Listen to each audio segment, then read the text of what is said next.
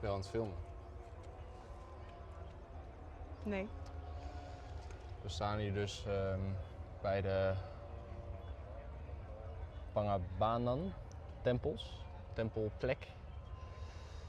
Het zijn 244 subtempels die omringen eigenlijk de hoofdtempels.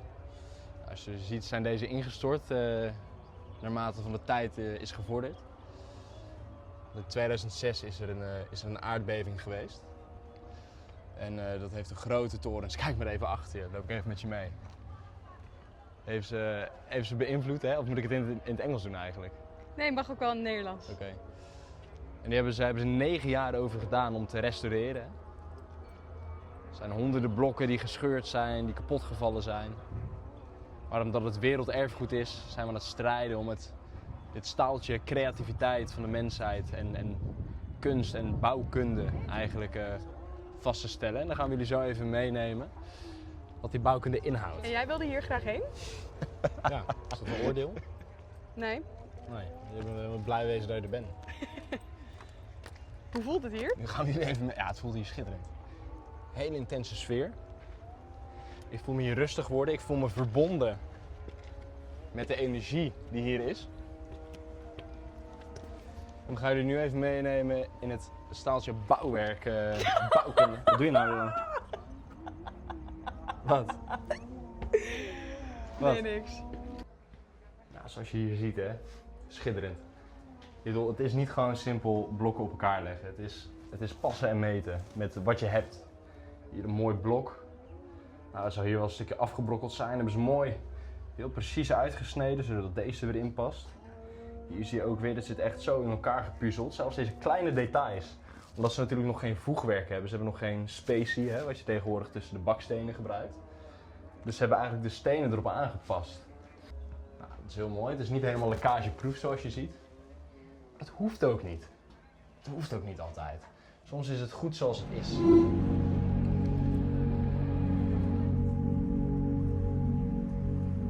I'm Davey from the Netherlands, Dordrecht, just beneath Rotterdam. And today we're sitting here in a small hideout in Bandung, somewhere on a mountain. And can you tell me something about what made you traveling? Well, you. I'm not really, and the plot thickens. Well, I'm not really a traveler myself, I think. I went to Dublin a couple of days just to try out what it's like to travel on your own. And it was fun, but I don't really have the real motivation, you know, to go explore everything. I'm quite happy with the place I stand, with my work, and I just bought a camper van to live in and stuff like that. So there's already a lot going on. So I didn't really think about it myself. But then you came along and asked me to come with you on this trip. I think the difference is because the van is my home now. So you kind of have a portable home. So you're home everywhere. And traveling like this is your never home. You're always on the move, and well, in a different way, you're also always home. I think it's how it feels for yourself. So would you describe it as not having to think about where you're going as home? Yeah, I think in a van it feels more free because you can go anywhere at any moment. You don't have to wait for a taxi or book a train or get a flight. You can just drive. If it's the weekend is Friday, you think, oh, I'm going to Poland. You just ride there, and then you sleep on the way, you know. But would it be different if you were traveling differently? So now you're staying at hostels and stuff, but if you were staying in the hammock or at a camping and take it with you? Yeah, I guess it would be different, but then you still have yeah, that's also nice. I thought about doing that this year, but it we didn't plan it with like a friend of mine and another two friends of his. We wanted to go to Scotland with backpacks and just some camping gear and a hike and just camp in the wild and just cook your food on like little stoves and these little mule packs and everything. So maybe that's on the planning for next year or this year, or I don't know. But well, I think that's kind of the same principle, but it's more like, I don't know. A camper feels more like a stable home or something. It's like more in between, because it's like a solid roof and walls, and like a hammock. You know, like you're not protected from the elements as well. Yeah, of course. What makes you feel secure?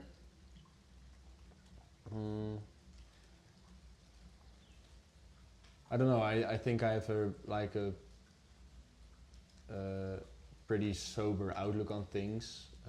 I just try to take things how they are and not stress too much about anything, and just trying to enjoy the moment instead of thinking about other things, and that like gives you some peace, I think.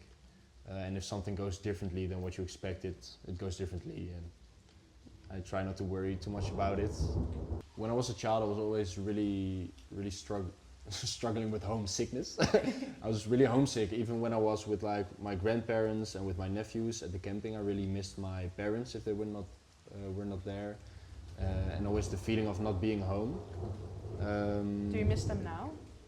No, because I eventually learned to not feel it anymore, just be comfortable. I think I went through it so many times and I felt sad so many times that like there comes a time where you're just like done with it and you think I don't want to feel this way anymore, so it just Do you goes really away. not feel it anymore then? Well, maybe a bit like in the plane. I think I told you, like I was feeling a bit like, oh, we're about to be there and you can't really go home or to the safe place, you know. But then that feeling pops up. I still have that feeling, but then I'm like, yeah, we're here now, so nothing you can really do about it, and then just let it go and then just enjoy the time. And I think when I was little, I had a really hard time of letting that go, and now it still pops up, but then it's like not a big deal or something. So, but I think that was maybe the biggest like overall lesson from that time, that I learned to be more on my own, and yeah. When I was much younger, I was staying at my grandparents' house, and my father was going, because my parents were already divorced, and my father lived next to my grandparents, and so I stayed at my grandparents, and my father went out for like drinking with his buddies, and I remember like I was laying in bed and I was so sad. I want my dad to come back, you know. And so I walked down to my grandfather, like said, "Daddy has to come back," you know. And then my grandfather like put me on the couch and he was like, "Yeah, but your father also like has a life outside of you, you know. You know, you're important, you're his child, but he also has his. You're not only his life. You're not the only thing, you know." People still need to do their own things and just live for themselves, you know. And I think that was after that conversation with my grandfather. I was maybe 6. No. It's maybe between 8 and 11, maybe 8 and 10. After that, I never really felt that again. After he said that, then I was kind of cured. So that was good. That was nice. That was a good lesson. So are there any emotions that you're unprepared to feel?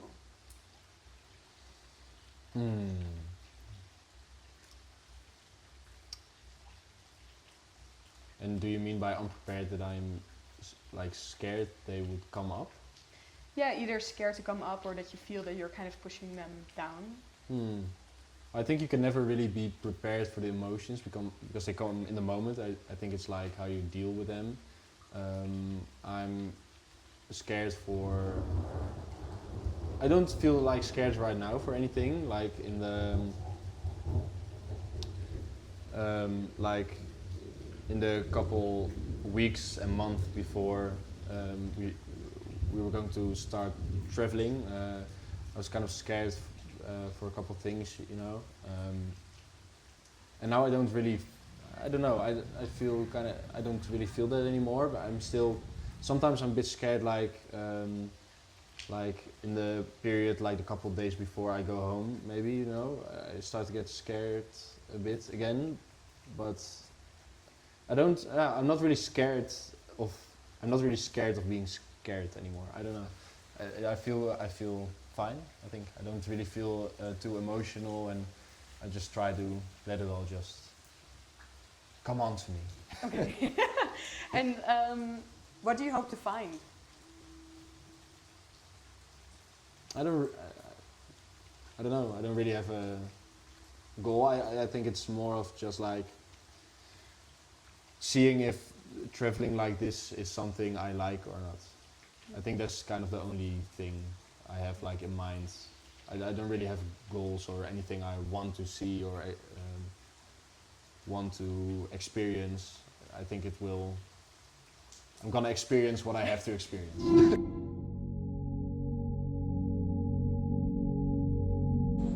That you feel lost, like in yourself, like why am I doing this? Like why am I here? Maybe that, like insecurity reflects. You project that on maybe what you see outside of yourself. So I'm trying to like think like, are the people really looking at me like judgmental? Or is it my own insecurity about things that makes me see them that way?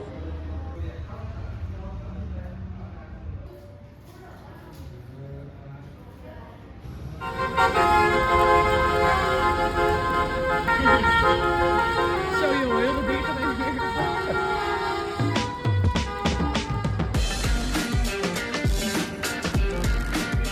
Sometimes you have like these like waves of feeling like really free. Like most of the time you're just living your life, you know, working and everything. But like I think sometimes whilst I'm like maybe I think making music sometimes, like recording, because it's really letting the emotions out. And sometimes I think either making music, walking like through the city, when I have nothing really to do with like nice music on and I'm like jamming on the street and like people are looking at me because I'm like going, and skating. Also like in the summer, like it's nice warm weather, you just go skating for a couple hours just with no destination, just rolling by, rolling through life. It's like a feeling of being like independent and not like stuck to anything in the moment, and just like completely going with the flow and just feeling what you're feeling. That feels like free, that I can spit out my creativity, but it's not like the same freedom that you have when you don't, when it's like empty in your head and you have just the world around you. Do you feel like in life you can't really be by yourself then? Or you can't really breathe? Well, I don't think it's like necessarily about being by myself. I just think it's more like feeling you don't have to have like a goal or destination. You don't have to go anywhere. It's fine where you are, and you just look left and look right and then decide to go right for whatever reason, and then go into an alleyway and then get out of the alleyway and walk somewhere else. You don't have like a set goal or a set destination where you have to go. It's just like going. It's more the feeling that you can go wherever you want to go, and that is and that's easier by yourself, but could also, yeah. How would you say that the difference of that and a relationship is? So would you say that do you feel free in a relationship? Because then you do have some sort of destination, right? Yeah, I think it's like a tough balance for me, because when I like have too much of the freedom, I want something to like keep me like a bit more tied down, and when I'm tied down I want more freedom. So it's like so it's like a balance. I think if you have a nice balance between being tied down and being totally free, if you have that balance right, I think it adds to each other. So you can like, because in some moments you have to be like responsible, you have to be there, and you can't really just go anywhere you want to, and that makes you appreciate it more when you do find the time, like when you come back home from work and you don't have anything, and you have that moment of that freedom. I think you appreciate it more. And I think if you don't have like and the other way around as well, but I think if you only have the freedom, it can be, I think it will turn into something that actually gets in your way. But it does make you feel needed then to be in a relationship. Yeah, well, not only that, but like, you know, like being in a relationship gives you like also a lot of things, you know? Like being single gives you a lot of opportunities to work on yourself and do things by yourself and everything, but being in a relationship gives you a whole other perspective and other ways to work on yourself and on each other. And I mean, I think everyone needs love, right? And you don't necessarily have to be in like a romantic relationship, but I like being in a romantic relationship and giving and receiving love. And do you think love is free? I think love is one of the only mysteries left to us. Like love is something else for everyone, and nobody can really explain what love is, right? Yeah. Because it's like different in a lot of situations. It's like love in a relationship is different than love from your parents, but it also is kind of the same feeling still. So it's like it's really a mystery. But I think love gives what you need to be free as well. Because I think if you don't have love, you're going to be searching for love, because everybody needs attention and warmth and affection in some way, shape or form. So I think if you don't have that, you'll be chasing that. And if you have love, you start to also, I think, appreciate yourself more and know that you can love yourself as well. And I think if you love yourself, you have more room to do the things you want to do and be more sure of yourself. So I think it adds to freedom. I don't know if it is freedom, but I think it's necessary. How do you think people will learn how to love themselves if they don't really do that now? What do you mean they don't do that now? Like if people they don't love themselves now, how do they learn to? Yeah.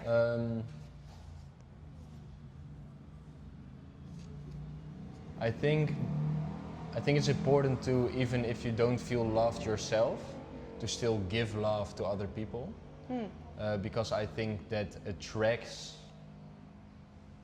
I always like one of principles of mine is treat other people and situations the way you want to be treated. So if I want love, I'm gonna give love. And that's, of course, that's difficult if you don't really know how. But I think if you just have the right intention and you try to give love to other people, I think other people will eventually give you back love. And I think you also get like this feeling of love by, I mean, if you give love, you have to feel love to give it. So I think, and of course, just surround yourself with the right people and like delete the people that don't. Delete the negative energy. But if like there's people in your life and for some reason you're still like clinging on to them, maybe because you don't have anybody else, or you don't know how to make new relationships with people, but you know they're bad for you, I think it's better to try and let them go and then be alone and search for other people than cling on to someone you know is bad for you. It can be your parents, can be your girlfriend, your boyfriend, your best friend. And do you feel like, because you do say that people need, or that they will be searching for love, but do you feel like there's people, or that it's possible to just not search for anything, but just to be, kind of like be with yourself and be okay with that? Yeah, but I think being okay with that is like the highest form of appreciation and love. Just being, if you just are, that means you fully appreciate the moment. Yeah. And I think, like with the meditation thing, you really get into these things and you get to like a certain level, and I've experienced that more. I'm not like a monk, you know. I'm not like the enlightened yet. No, I don't think I'll ever get there. But it's like once you like learn to be more in the moment and learn the meditation, and you get to be more compassionate to the people around you, and you start to feel like you want to give. So I think if you're just like happy with yourself, I think as a human being, if you're happy with yourself and you have love, you don't want to hold on to it, but you want to share it. Yeah, but and do you feel like, because if you say like, oh, you want to, if you love something, you give love to it in the hope to get it back, but do you feel like there's some sort of manipulation in that, and that it's different from what you just said? So like, if you're just being and just loving, then you don't need to receive anything? Well, you receive by giving, I think. Because it's like you... Well, it's so like, you always have to give to get back? It's not... No, because it's really complicated. It's like... I also think it's like, because I just said I think giving love is like a good way, but if you don't really know how to give love and you're in a tough situation, that might not really be appropriate. So I think it's also based on the context of what someone's situation is. But I think if you do something out of love, like it's like the intention is pure, you don't expect something back. So it's not like I give love to you, so you give me love back. That's not how it works. If I give you love because I want to give you love. Because I have love I want to give you. Not because, because then it's gonna be like this game where I'm like doing these nice things for you, because then I think you're gonna do nice things for me back. But that doesn't work, because then if you don't do something back for me, I'm gonna feel like bummed out, you know? Oh, I gave this to her and she's not giving me back. But then you're not really doing it out of love, you're doing it out of self-interest. So, but I think I think like naturally, like the way the world and the nature works, if you give something, you get it back, and it might be tomorrow, that might be in 10 years, but maybe that's a bit naive, but it's kind of like, what comes around goes around. If you, What's the most beautiful thing you've given and gotten back?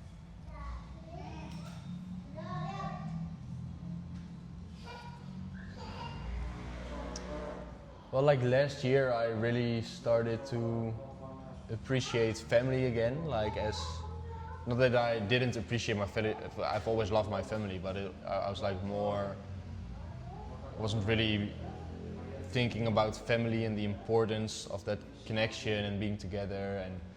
And when I was like alone again, I really started to, well, then you're alone, so you want to get the love, you know?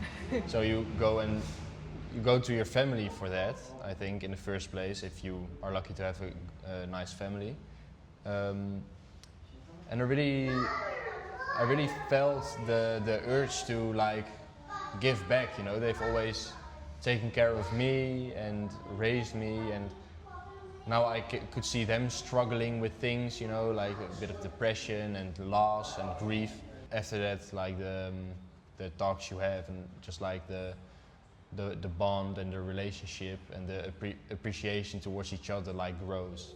And I think that's one of the biggest gifts, to really feel connected to other human beings, not only family, but just like nice people.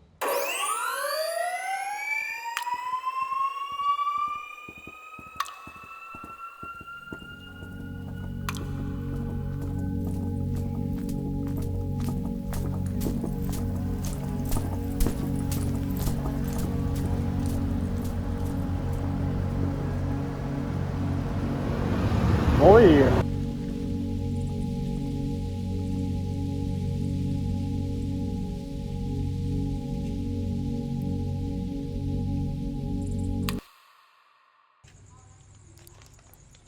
Waimi, Oba, Nadianiki, Goed verhaal. Ze et u.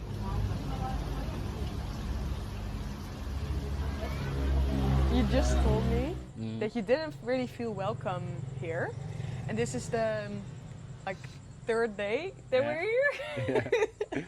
Yeah. So can you? I think it's you. No, just kidding. No, I don't know. I feel like maybe now I'm thinking about it. Maybe it's more like it feels like you don't belong here, and that maybe makes me not feel welcome. But sometimes I like look at the people like the locals here, and sometimes they laugh, they smile, they wave. Sometimes it feels a bit like they're fucking around with you, you know. But sometimes also they have like this look, like a bit of this judgmental look. Why? Great interviewer, really taking me seriously. Sorry.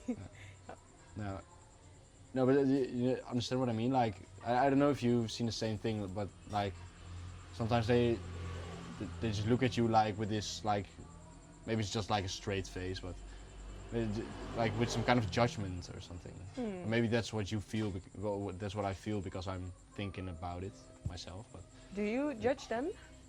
no, I don't judge them, but I judge maybe myself for being here and like, yeah, being in the country. I don't know, but it just feels like uneasy. It doesn't feel like I should be here. And where should you be then? Yeah, that's yeah. Well, not necessarily at home. I don't know, but that's actually like a really good question.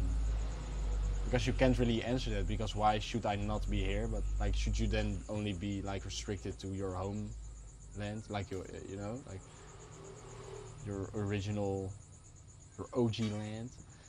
But why? Like, I don't have the feeling when I go to like Belgium or Germany or.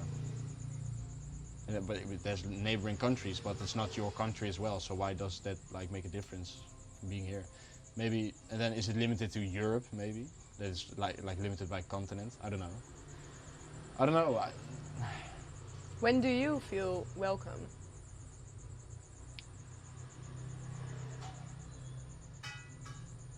I don't know. Normally I don't really feel like not welcome. When I feel not welcome, it's more like personal. It's not like in general in a country. It's like in general in a country. Like I think it's fine. Oh, sorry.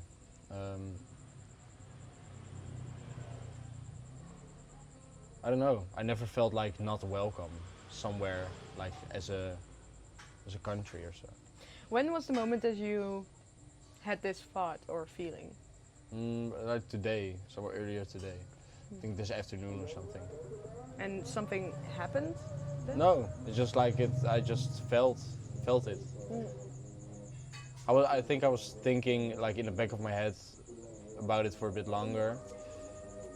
Like it's already like kind of a doubt, like the thing like why am I here? And maybe it's also that I feel that way because I don't really have like a big goal or reason to be here. It's more like, okay, I'm gonna try it. So it's not really.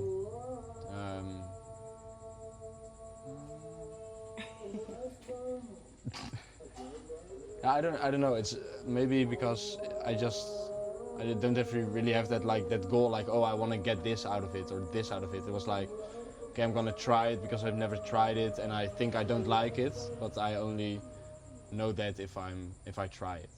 But if you want to understand the feeling, you have to give words to it. You can't, because otherwise it's just a feeling that you feel. I think that's why language is very important.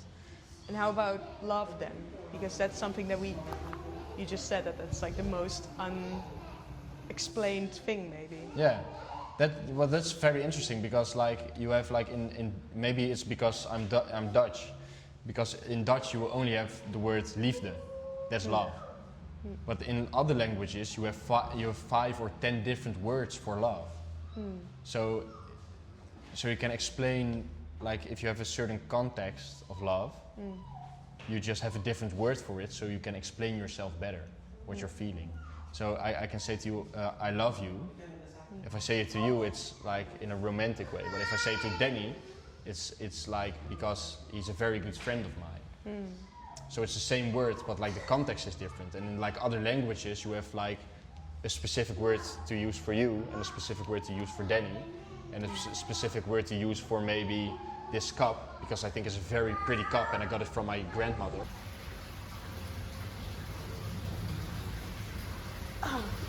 Vol tegen die knokkel. Unimaginable, unthinkable. That's why when you come to Bali, all the temples in Bali is empty, no statues, no image. You can feel the presence of God, but you cannot see God. That's why if you go to Bali, all the temple is empty. Dat is Dat is ook wel een mooie filosofie. Ja, dat is echt een mooie filosofie.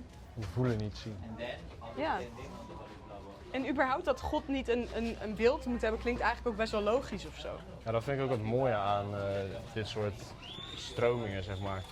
In plaats van het christendom is heel erg afbeelden, juist van kijk Christus die doodgegaan is voor je zonde. Ja, Weet je wel, en je moet dit en je moet dat. ja. Met boeddhisme en zo, in ieder geval met boeddhisme is dat heel anders. Maar geloof jij dat er iets is als een God?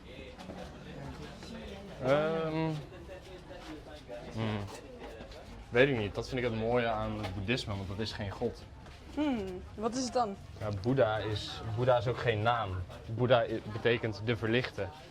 En iedereen kan, als je de juiste weg volgt en de juiste geboden en de juiste dingen, dan kan iedereen Boeddha worden.